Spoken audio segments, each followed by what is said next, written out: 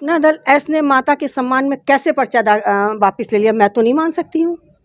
क्या भाजपा का प्रत्याशी नहीं खड़ा हुआ है? अगर भाजपा का प्रत्याशी नहीं खड़ा होता तो मैं जानती कि सम्मान में हुआ है। सदर प्रतापगढ़ की जो सीट है, इसमें अभी तक जितने भी प्रत्याशी जीते होंगे उनसे कम से कम 20 गुना ज़्यादा वोटों से हम जीते। नहीं, ये तो बहुत गोपनीय ढंग से था, ये किसी को नहीं पता। देखिए, अभी तक तो प्रचार की संभावनाएं हैं, लेकिन थोड़ी कम है, क्योंकि अखिलेश जी ने कहा है अगर प्रचार शुरू हो जाएगा, क्योंकि पाबंदियां लग गई हैं कोरोना की वजह से, अगर शुरू होगा तो मैं जरूर जाऊंगी। नमस्कार, मैं हूं सियाराम और आप देख रहे हैं वॉरियर न्यूज। और इस वक्त मेरे साथ हैं सदर विधानसभा से प्रत्याशी कृष्णा पटेल और अपना दल कमेरावादी की राष्ट्रीय अध्यक्ष। पहली बात तो स्वागत है मैडम, आपको बहुत बहुत। थोड़ा सा चेहरे मुस्कान रखिए, प्रतापगढ़ के लोग आपके साथ हैं, है ना। कैसे रही आपकी मीटिंग, कैसे रही आज? दोनों की सपा भी थी, आपके लोग भी थे, गठबंधन है, गठबंधन कितना कामयाब होगा आपका? देखिए, हमारा जो गठबंधन है सारा पिछड़े और कमेरे समाजों का ही गठबंधन है, और शायद ये अनुमान भी नहीं होगा पूर्व की सरकारों को कि हमारा गठबंधन इतना मजबूती से है। सरकार बनाने का हम काम नहीं, बिगाड़ने का काम तो जरूर कर देंगे। क्या मान के चले कि सबसे मजबूत जो गढ़ माना जाता है अपना दल का, वो प्रतापगढ़ सदर है। कितना मार्जिन रखते हैं कि आप कितने मार्जिन से जीतेंगी? सदर प्रतापगढ़ की जो सीट है, इसमें अभी तक जितने भी प्रत्याशी जीते होंगे उनसे कम 20 गुना ज़्यादा वोटों से हम जीतेंगे, क्योंकि मेरी जनता साथ है, जनता का प्यार साथ है, जनता समाज का पूरी अपेक्षाएं जितनी हैं वो मेरे साथ है। किन मुद्दों को लेकर आप लोगों के बीच में जाएंगी? सबसे पहले मुद्दा तो बेरोजगारी है, और दूसरा मुद्दा हमारा जो है जातिवाद जनगणना का है।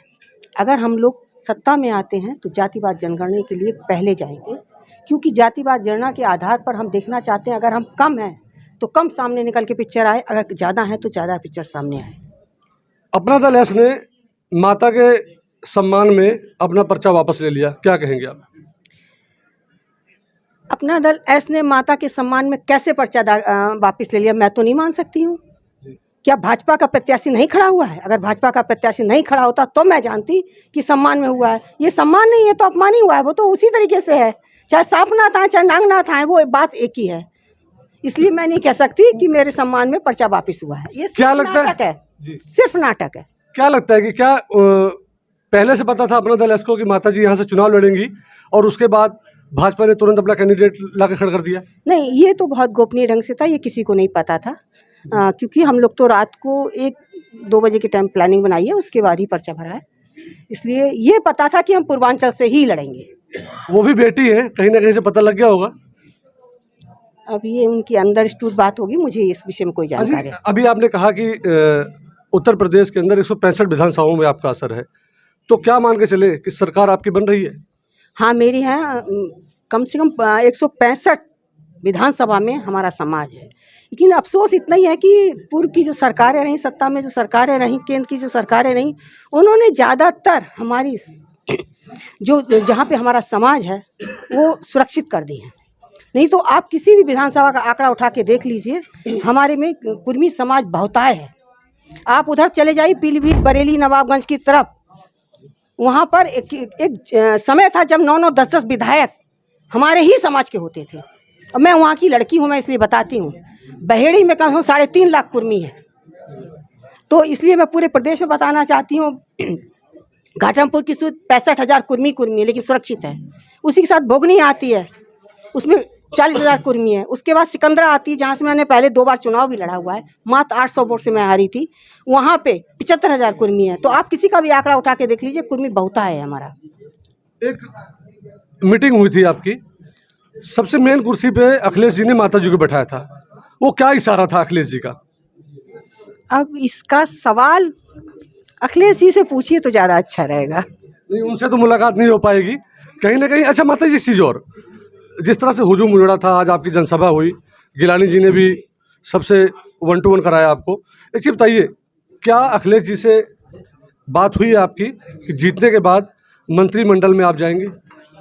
देखिए, मैंने पहले ही कहा था और अभी मीटिंग में भी कहा था, किसी भी शर्त को लेके हमने अखिलेश जी से बात नहीं की है। और अखिलेश जी से एक बार नहीं, मेरी अनेक बार बात हो चुकी है, कई बार मैं उनसे मिल चुकी हूँ। और किसी शर्त को लेके बात नहीं हुई है, किसी शर्त को लेके चर्चा नहीं हुई है। सिर्फ पूर्व की जो के प्रदेश और केंद्र की सरकार है उनको हटाना है, अखिलेश जी को मुख्य कुर्सी पे बैठाना, हमारी यही बात रही है।